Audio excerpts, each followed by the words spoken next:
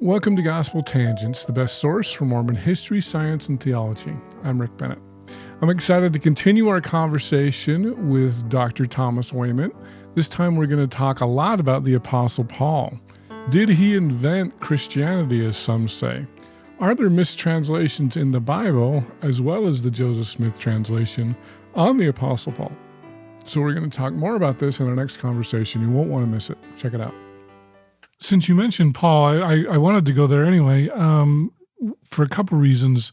Number one, I was listening to your interview with Richie Stedman on the Culture Hall podcast, and you had mentioned that I think the Joseph Smith translation had changed Paul's words to exactly backwards from what he meant. Do you remember which? That's Romans. Is it Romans? Romans, yeah. And tell us about that. For those who haven't listened to Richie. Yeah, this is really hard to kind of give in a nutshell, but I'll do my very best. In Romans 7, Paul is grappling with the reality that he doesn't enjoy being good in a very ground-based level. And he talks about, I know what's right, I know what's good. He said, but the desire to do that, I have not inside me. It doesn't exist here. And then he says the most stunning thing, I like to do bad. And Joseph will change that exactly opposite. And now what we've taken away from Paul is this granularity of a true believer. There's no doubt Paul believed. There is no doubt this man is committed to the Jesus story and telling it. And he tells us, I struggle doing good. I kind of like to do bad. He doesn't even say kind of. He says, yeah, I enjoy doing bad. And that's probably a reflection of these moments when he just lets people have it. He's probably, yeah, it wasn't my best, but I did it. And that's wonderful to me. I don't want to celebrate his badness, but I doubt very many people see that in reading a KJV. It's hard. I mean, it reminds me of a situation. And tell me if this is how Paul is, because this is what happened to me. I was standing in line at buying groceries, and this guy who was in a wheelchair in front of me ran his credit card like 2 or 3 times, and it was pretty clear to me that he didn't have enough money or whatever. Anyway, they kept declining his sale, and I was irritated because I was like, "Would you just get out of my way? I want to buy my stuff." And so they rang it through again, and I just hurried and I shoved my credit card in there, and I paid for his groceries. And he didn't really realize what happened. I mean, the clerk knew, and she was like, "Wow, that was really nice of you." And in my head, I was thinking, I know it was nice, but I just wanted him to get out of the way. Now, see, Paul would have written a letter later to that man and denounced him for having done that. Oh, really? Yeah, Paul loves the letter genre to tack people. I think there's distance. He's sailing across the Mediterranean. He writes back to these communities, and he just blasts them. Oh, wow. Yeah. See, because I struggle with that because on the one hand, I know it was a kind thing for me to do, but I did it with such a bad attitude. Well, you have Paul on your side. He is telling you, I have a hard time finding the font of doing good in me. And that's powerful to me. There's no one in the New Testament that says that. Everybody else gives us the shined, polished, I always want to do good. And Paul has the burden of belief on his shoulders, and he's like, yeah, sometimes I just don't want to do this whole thing. Well, because I can totally relate to that, because to me, it was kind of like that situation. I was just like, would you just get out of my way so that I can buy my groceries? Because there's the parable where Jesus is like, well, if you don't do it for the right reason, it's not a good thing, And on the one hand, I had this sales clerk was just like, wow, I can't believe you did that. And I'm thinking, I did it for the wrong reason, though. Right, so the benefits lost it didn't bless me at all. Yeah. And so are you. They're like Paul or the imagined disciple that Jesus has. Yeah, he's wonderful that way, and he's contrite. At times he really backs off, and he kind of says, "Well, I was speaking like a man there," which for Paul is code for I was being a jerk. I know it. I'm going to call this back in, and here's where I really stand. And I think if we go through, and this is hard, I don't know what to do with this, but we go through the JST and we fix all these, it's hard to know for a Latter-day Saint, well, which is the real Paul then? Right. And the manuscripts all support the way it is in the New Testament. They don't support that re-envisioned Paul. Paul. Romans is one of the toughest books to read. It's so Shakespeare. Yeah, it's impossible in the King James Version. I had a scholar here on campus who came in and talked to my Romans class. And one of the things he said that was so powerful is that Martin Luther gave a series of lectures every Sunday for a year on Romans. And so here are the hour-long plus sermons on Romans, students taking notes. And this is one of the later things he does in his career. And I thought, and in our curriculum, we have a 30 to 40-minute segment on Romans once every 4 years. That kind of captures Romans is the book of books. You and I started by talking about the Gospels, but so many Christians start with Romans. Oh, really? And so I think we miss the fact we're so focused on the gospel versions of Christianity that we miss the fact that Romans conceptualizes what it means to be Christian for many, many people. Oh, that's interesting. Because I was talking with Kyle yesterday, and I said, I feel like I know the Gospels pretty well, but the rest of the New Testament, I don't know. Sure. I don't know anything. Yeah, and we don't do a lot with it either, right? No. Yeah, so we spend, a lot. We do some funny things with the New Testament. We often have a book of Revelation lesson on Christmas. I know. And that's kind of odd. Let's talk about the end of the world on the day we celebrate the birth. And Easter doesn't line up with Easter lessons. Exactly. And that's harder for us. And then, we do Isaiah in summer and we do the epistles of Paul in the summer and early fall. And it's kind of like, okay, back to work, back to school. And I'm reading these things I don't understand. Exactly. Yeah, it's hard. It's a hard order, if you will. I want to run another theory by you. I remember hearing somebody who said that Paul invented Christianity. That the Christianity of Paul is very different from the Gospels. What do you think of that? It's a common theory that had a lot more prevalence maybe a generation ago. I think it still has some strong adherents. I would probably paraphrase it just a little bit more and say that maybe Paul created what it means to be Christian, that maybe he doesn't invent Christianity because that has some really loaded implications.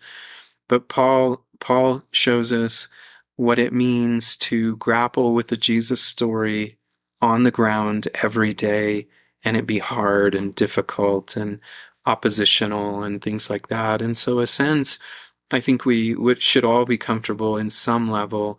The practice of Christianity is told more through Paul's eyes than anybody else. We have the stories of the disciples in the Gospels, but they're really Jews when they're doing all that. And so we don't really get to see them be Christians. They believe in Christ, but they're, as far as we know, Jews. And Paul is this first person that really says, okay, I had a revelation and I'm re-seeing Judaism in a new light, and I'm seeing Christianity in another light. And so, yeah, in some sense, there's some validity to that. Interesting. How, can you elaborate more on that? How is Paul different than the Gospels?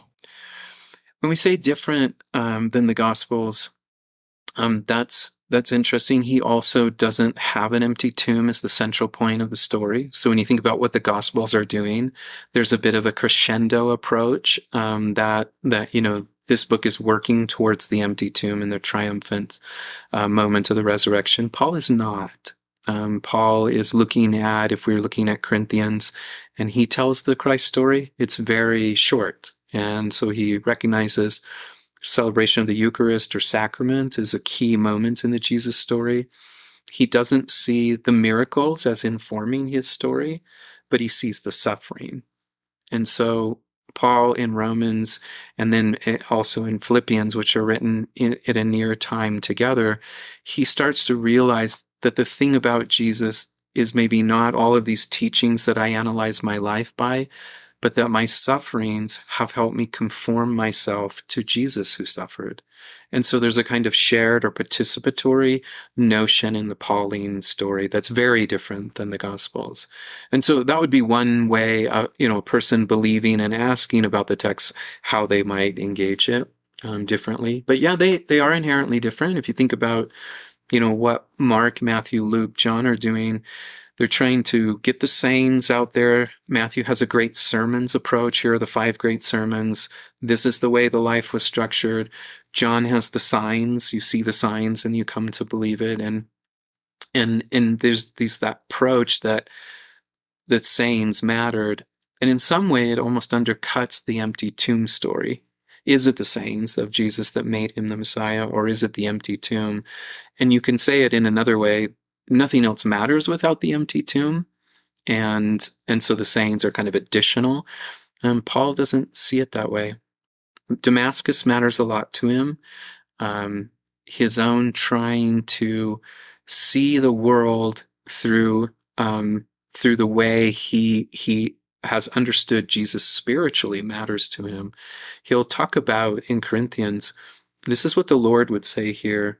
And then he'll say, and this is what I would say, and I think I'm right.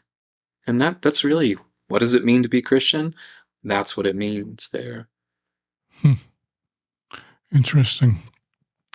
I know 1 Peter has been, I think Luther said it was a epistle of straw, something like that. You're probably talking about James, right? Isn't or it? James, sorry, James. That's what I meant. Do you get into the grace works issue there with James? I've always had, on a very personal level, believe it's a conversation with Paul, and I think he is trying to offer either a counter to Paul himself or to the way Pauline Christians are seeing the world.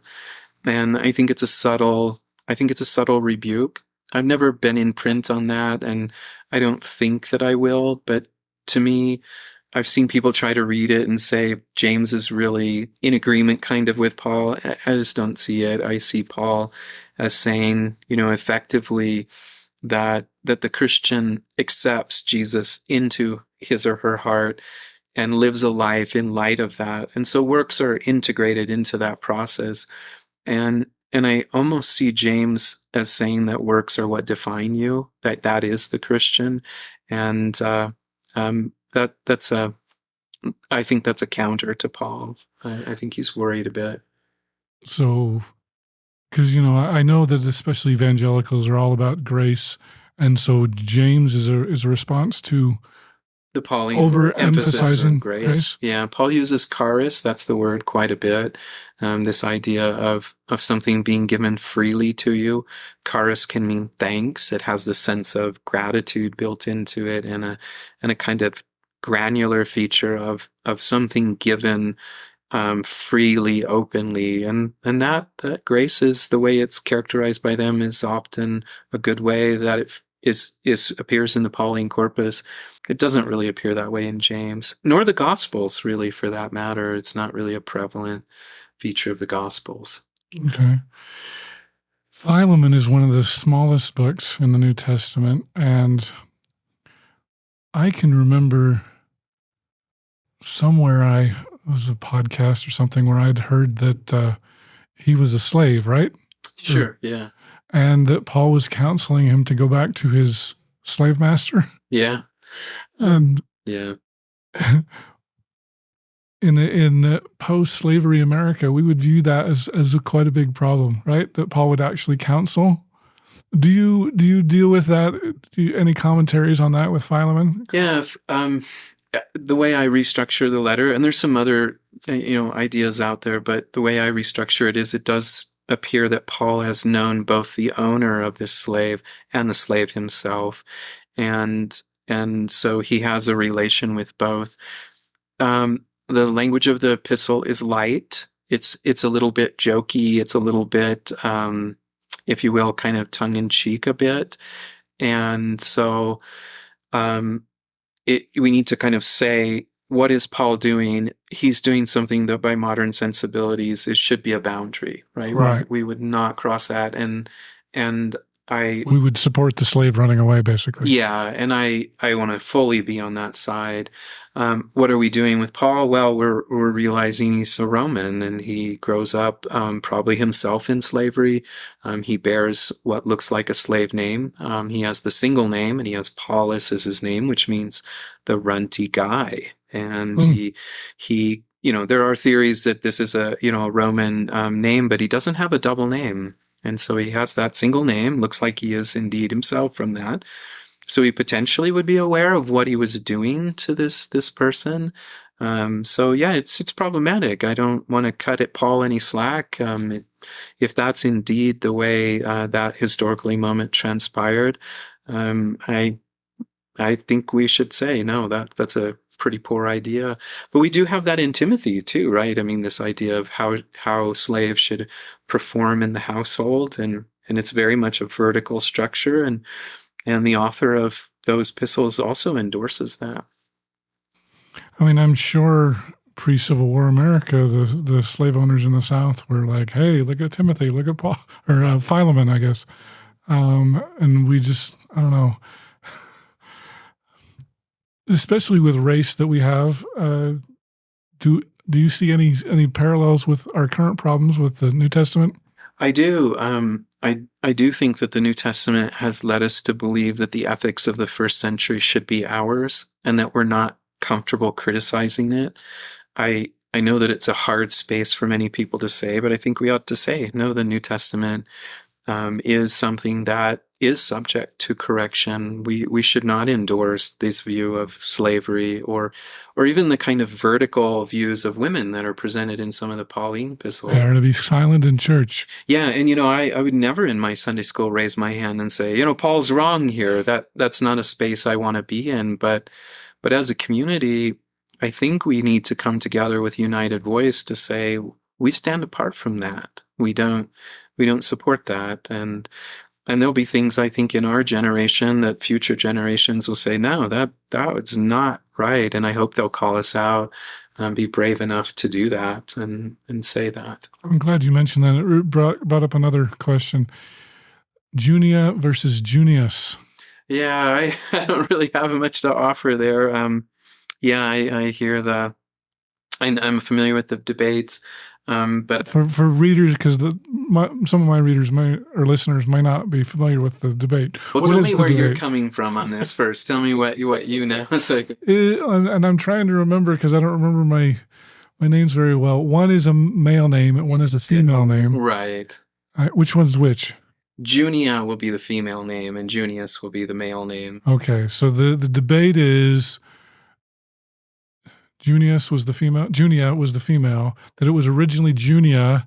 Paul was talking to a woman who seemed to be a leader in the church. Yeah. And the early, can we say the early people were corrupt? I mean, this goes right into purposely changing the text. They change it from Junia to Junius, who's a male name, to say it was a man that Paul was speaking to. It's tricky for the modern reader to fully understand what's at play here, but it's what we call a declined word. And so Junius and Junia, it sound like two very different names to us with an S at the end of one. But when you put them in like a dative case or an accusative case or whatnot, they decline similarly. And the challenge is now in Koine Greek, and this I know is a very complicated thing, but I want to take off the table that there was any intentional corruption with that. Oh, I think they're genuinely, because I've heard it was an intentional corruption. Well, it could be. I just don't know why, because the early church was open to women leaders, and so we're kind of implying that they were upset with that one, but they were okay with all the others. I think people miss the fact that the word deacon is primarily a female position in early Christianity. It means a servant who serves in the household and primarily serves at the table. And so Jesus models the Christian deacon on a female role in the church. And the church recognizes that, right? I mean, they have, people called that in Romans, a woman called that in Romans. And so that's not surprising. You can, in early Christianity, talk about female deacons. You mentioned earlier Mary Magdalene, who's called the apostle to the apostles. So to say that Junia draws all this, like, oh no, we better get rid of that one, I don't know. They have no problem making female disciples the first people to see Jesus. They're the people who are causatively responsible for the epistles to Romans. You have a female disciple there. You have female disciples elsewhere. And so, yeah, I don't know why that one. So I'm a little mixed on the causation or the reason to get rid of it. And this might be some feminist theology, but I'd like to explore it a little bit. I know Bridget Jack Jeffries gave a presentation at Sunstone probably a decade ago. It's been a long time, but I was really impressed with it. She talked about women in the Bible with priesthood. Although she said, I realize that's kind of a clickbaity title. It's kind of anachronistic. But she went through and she mentioned Junia, Priscilla, Phoebe, Chloe, some of these women, even Mary Magdalene. There was the Pope in the, I don't know what century. There was a Pope who said Mary Magdalene was a prostitute to kind of denigrate her, and because there's lots of Marys in the New Testament, and the Pope said, well, Mary Magdalene was this prostitute, and kind of to denigrate her and to push her down because there were too many uppity women. and so, Bridget had mentioned some of the women of the Bible that baptized. In the LDS church, we would view that as a priesthood function. It may not have been viewed that way in the first century. And so can you address so the idea is the corrupt Catholic Church didn't want these uppity women, and so we changed their name from Junia to Junius. We denigrated Mary Magdalene to push women down. Yeah, I mean, I see, all of those words, lots of problems in those words, but if we're kind of saying, like, where do we start in this conversation? First of all, we want to clarify this word priesthood. To us, it's something we hold and it's given. And priesthood is an abstract noun that means the thing priests do. So a priest walking to his car is performing priesthood. He's doing a thing a priest does. And I think we really miss that. It's a sense of a power and so forth. And so we've isolated the priest acting at the altar, sacrificing or whatever he does. That's priesthood. And now it's come to mean this kind of special office that someone holds. And I'm not here to criticize that at all. That's part of the rub here, like what we're misunderstanding. And so to have a woman acting, I hate to use the word acting, but performing the same things a priest does would functionally be priesthood. So she walks to her car, she's performing in the act of the priesthood. And I use that kind of... That's what Elder Oaks said in that recent conference address, right? Sure. I'll just avoid that there. But the sense is, how far does that go now? Right. And so when Mary Magdalene walks back to Jerusalem and tells the disciples that Jesus is risen, those words make her an apostle. The word apostle means someone who declares, who speaks out the story. She's an apostle. A special witness of Christ? Well, could we say that? Yeah. And so she has all these things that she does that are also what the male disciples are doing. And they, interestingly, bear the name not apostle really in the Gospels at all. They're students. And so now you have an apostle teaching students. You have a deacon, a woman who serves every day in her home, and she serves the church members, and she is acting as a deacon. It's not an office, they wouldn't have called that priesthood, but she would say, and she should proudly say, I am a Christian deacon. I am serving in the capacity of serving the saints. And so by the act of the woman washing Jesus' feet, she diaconed or deaconed him. And so now... Are you talking about the one where she wipes her feet with her hair? Yes, she is acting as a deacon to the Lord. And so now our modern kind of veneer tells us, well, there's teachers and there's deacons and there's priests and there's high priests and there's elders and there's all of these things. And the early church is hearing, well, we have servants in the church, we have shepherds in the church, and we have old people in the church. And those three names come across as deacon, bishop, and elder. And so you have crossover in roles. I hate to say roles. I don't like to confine anyone to a role.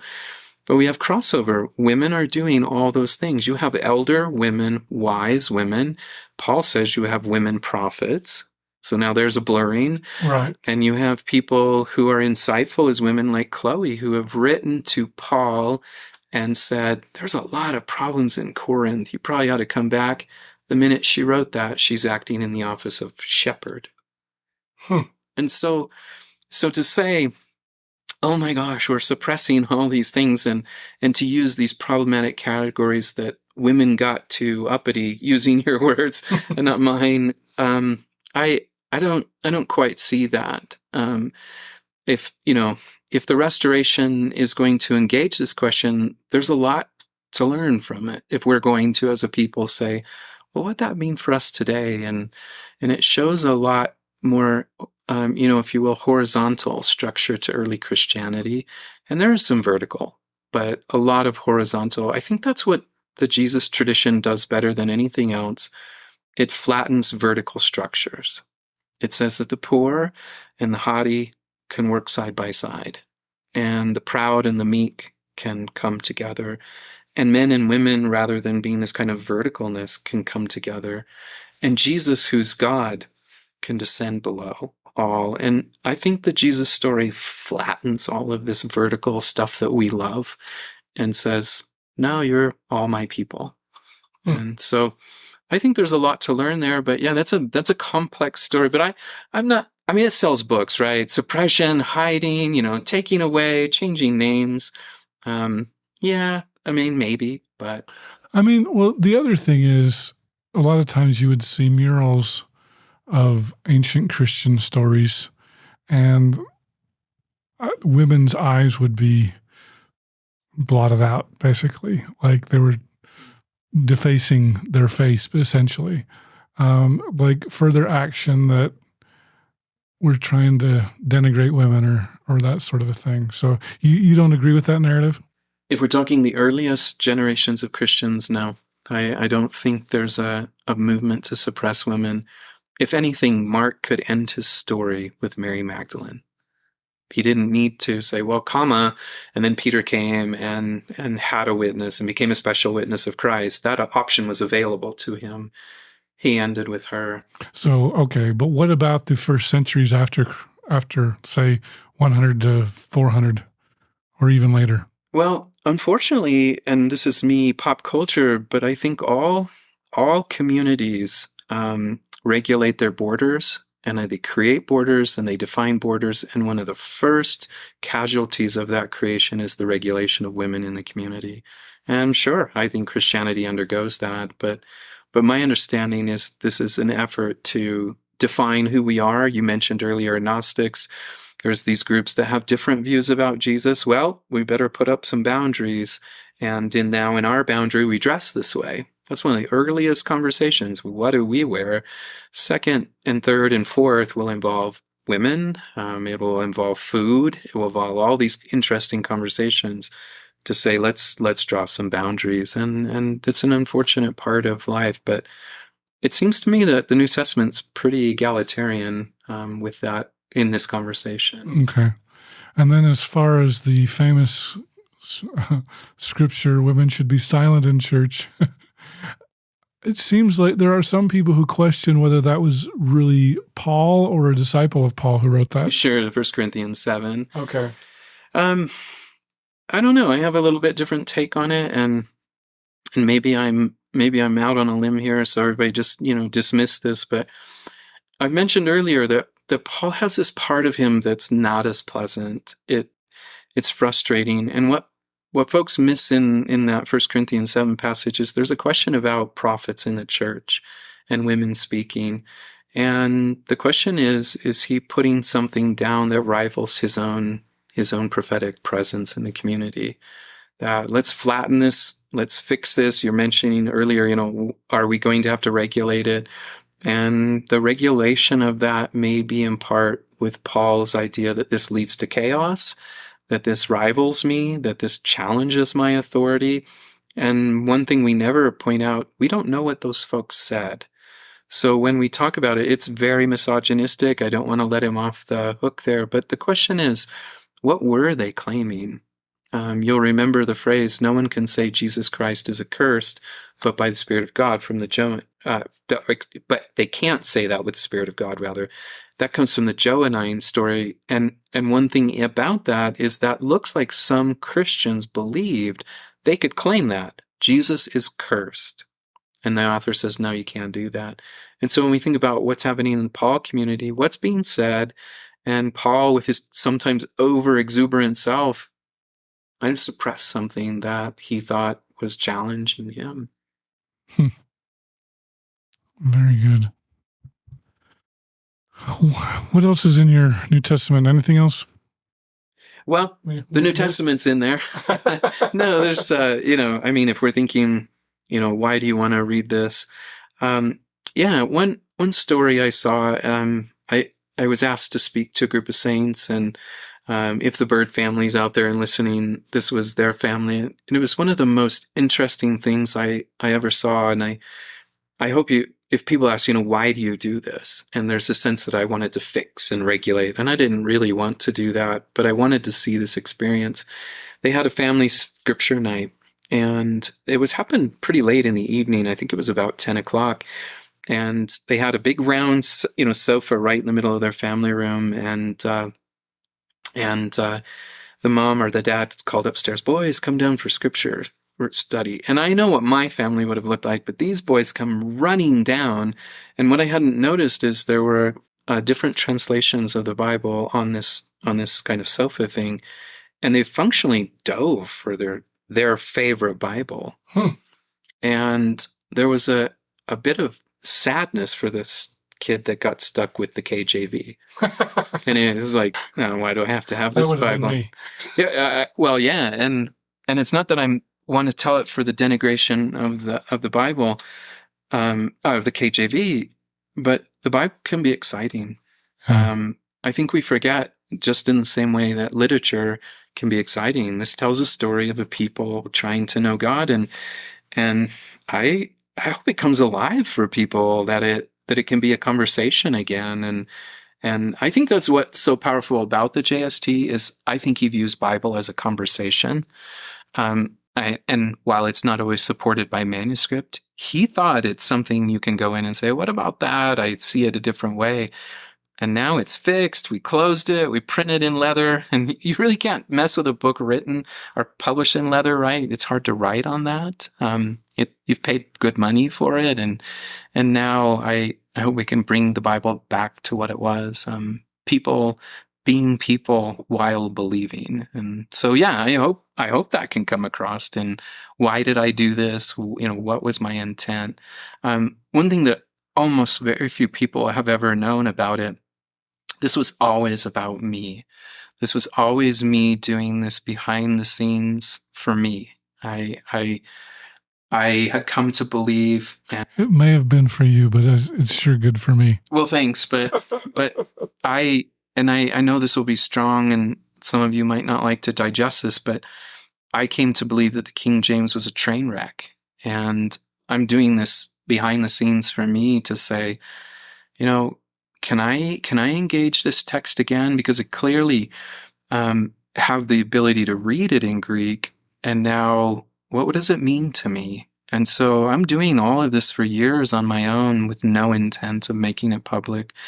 And so it's a journey for me, in a sense. Like, this is something that inherently matters. It's the same reason why a colleague might translate Homer. That is a powerful text. Homer can bring you to tears with the way he deconstructs toxic masculinity. Jesus deconstructs vertical hierarchy. And if you offer to someone so poor, and I don't think people really grapple with how poor the empire can make you. And Jesus says, well, you can be equal. And that's revolutionary. And so, yeah, this conversation needs to be had again, in my opinion, by a lot of us. So that's my card. I'll play. That's the one. It's a deeply personal project, and always has been. And so, there's a lot of me in that. The whole dismantling the hierarchy, you will hear some people that say Jesus never started a church, and it sounds like that's what you just said, right? Yeah. And the idea is, I don't need to belong to a church. I think church, in what it's come to mean today, is a bounded community. I don't think that Jesus quite put his effort there, but he does create an ecclesia, and that's the word that will be translated as church, that we are a community of believers. I think that's intentional. I think he very clearly wants us all to kind of engage this story and believe. But this whole notion, this modern notion, I'm not religious, but I'm spiritual, etc. I'm not. I wouldn't try to delegitimize or legitimize that based on the Jesus tradition. I think he asks, like any kind of ancient believer, does belief matter? And that's where it comes down. But so much of what we're doing today is fighting over identity. I'm an X, and then you fill in that blank by your denomination. And I think that would look silly in the first century a bit. I think Jesus would say, "What do you mean?" That's hard for me. Well, it does bring to the question. Because I've heard some scholars say there were many Christianities. We've talked a little bit about Gnostics, and then I guess the only other one that people know about is what would be either Catholic or Orthodox. Were there other groups out there besides those two? Oh, absolutely. We have. Can you talk a little bit about those? We used to talk about those folks who wanted to define Christianity through the lens of Judaism. We sometimes talked about them as Judaizers, and that was a common way to talk about the people Paul encounters in his epistles. We think that there are people that we used to describe, again, I'm using older terms, that's a lot of where my schooling was done. We called them docetists, and those were the people who didn't really believe that Jesus had a mortal body. They struggled with the flesh of Jesus. They believed in him and so forth. And but he was just a spirit, and he was not born. But he looked like you and I did. He looked tangible and other things, but he only seemed to be flesh. That's what the word docetist comes from, is a Greek word to seem. Well, that would be that's why Matthew and Luke talk about the birth story to counteract that, right? Oh, well, it might be that they're trying to settle some of those debates.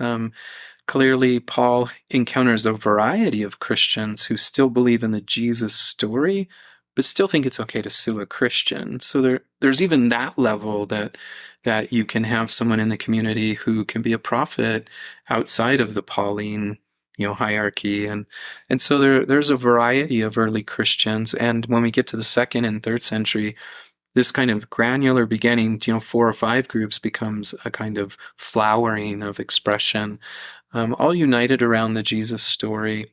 The challenge is when we say what should have united those, is maybe what Gospel of John offers: do you love one another? If the Jesus story had a kind of lasting impact on all these groups, it would be, are you ethically like him? And that ethically like him was, do you love one another? And that's clearly not the case. They began hating each other and, excommunicating each other and anathematizing one another and sending each other into, sending each other away into exile. But the reality is, I don't think Jesus wanted to bound the community, potentially realizing that once you put a boundary on it, you weaponize the boundaries against your own people. And that's probably fair for early Christians. One other thought that comes to mind, I've talked to several people about different atonement theories. I know Terrell Givens said that atonement, I don't think atonement is even in the Bible. It's in Romans. It is in Romans? Okay, but there was basically, I know Terrell said in the early days of the church, Jesus died, was resurrected, that's it. Yeah, like a kind of ground zero belief. Right. And so, there's other theories like penal substitution, Christus Victor, things like that. But those aren't really biblical. Those are post-biblical. Would you agree with that? A lot of the ones you mentioned, yeah, there are. I mean, clearly this is a big conversation in second and third century Christianity, for sure. Like, what does the atonement mean? Is it substitution? Why did Jesus die for us? Is it ransom? Is it, bearing all of our sins and then killing them in the act of death? And just all of these interesting thoughts. So the New Testament doesn't really answer that. Would you agree with that? No, the only answer you really have offered is Paul's, and whether Paul's sufferings conform him to the life that Jesus envisioned. That the sufferings in sea, the being whipped, the being, whatever tortured that happened to him, he begins late in life to think that's what makes him a follower. And in sense, being conformed to the death of Jesus means suffering in a way that he did. So that is beginning of atonement theory. So I wouldn't say there's an absolute no conversation about it, but at least in that part. Okay. The other thing that might be a bit of overstatement, and no disrespect to Terrible, so if you're listening, I would... He told me he never listens to podcasts. Oh, good. Okay, well then great. But the word sin, hamartia, and that fact that it is on you, it's something you do and you generate hamartia, sin, that's everywhere in the New Testament. So they are grappling with the idea that I bear the burden of my actions. So they're going to actually resolve that in some way. So there is a conversation there. But no, I would say it is true to say that it doesn't really resolve it. The New Testament doesn't. Do you have any theories on atonement that you'd like to share? I don't know. No, that's a really good... That's a really good question. I don't know that I'm committed enough to one. I love the idea that Jesus's own sacrifice came with hesitance. That Luke 22:44, those verses where he's crying out in pain and saying, "Let this cup pass from me," are real in a sense that they say, I don't want to do this. And so that atonement is not my sins going on him, but Jesus wrestling with his own desire to say, this might not be something I want to do, but I'll do it. It's a powerful metaphor for humanity that here, the Son of God unwillingly on some level says, I'll do God's will. And that happens in the New Testament, regardless if we like it or not.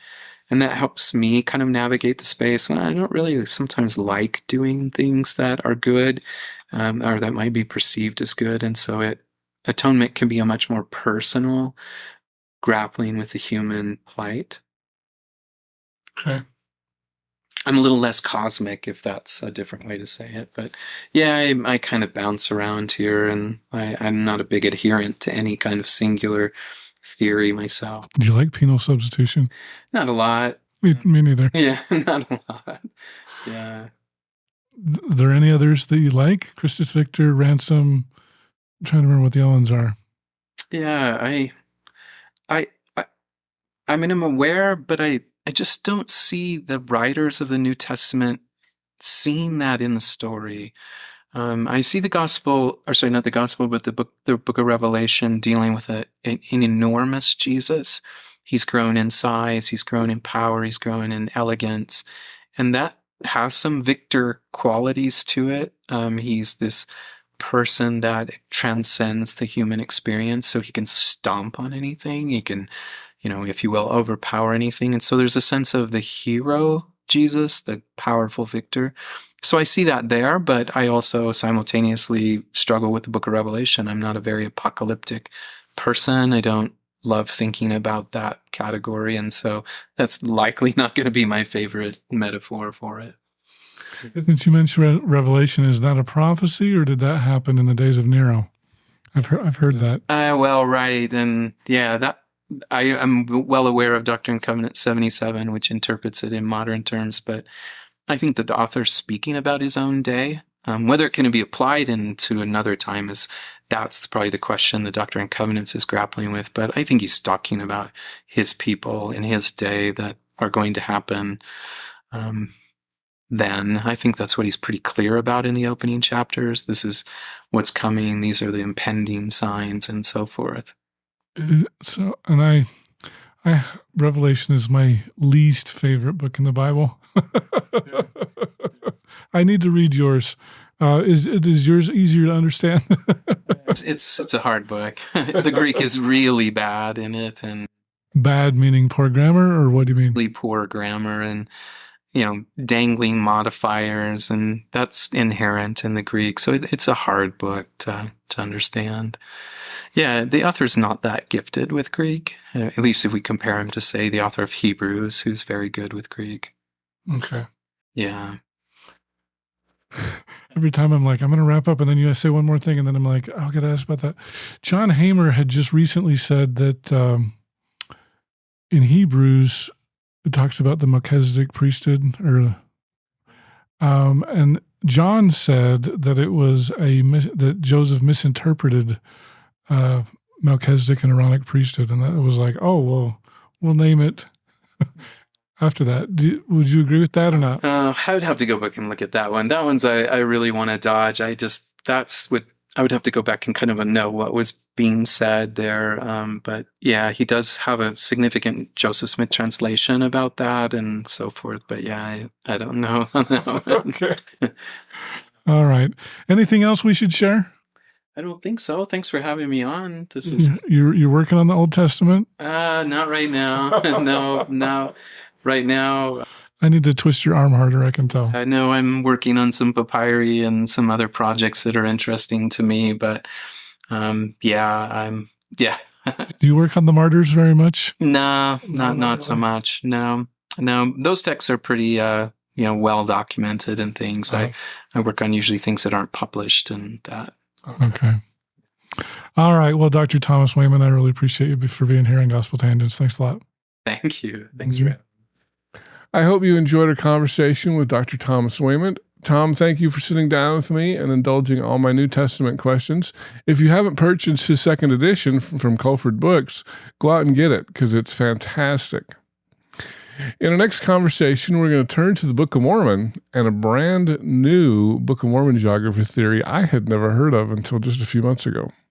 So Delmarva is taking Delaware, Maryland, and Virginia and combining it because it has all three states in that peninsula. And my theory is a little bit different than the regular Delmarva theory that's been out since the 90s at least, because I'm encompassing some extra land that makes everything make sense, that makes everything flow perfectly. So it's the Delmarva extended version theory. Thanks for listening to Gospel Tangents. If you'd like to support me, please subscribe at gospeltangents.com or on patreon.com/gospeltangents, or you can watch entire videos at youtube.com/gospeltangents. I really can't do this without your support. I'd love to do it full time, and I need a lot more people that are willing to help me out. So I'd really appreciate that. So thanks again for listening, and don't forget to check out some of our other videos.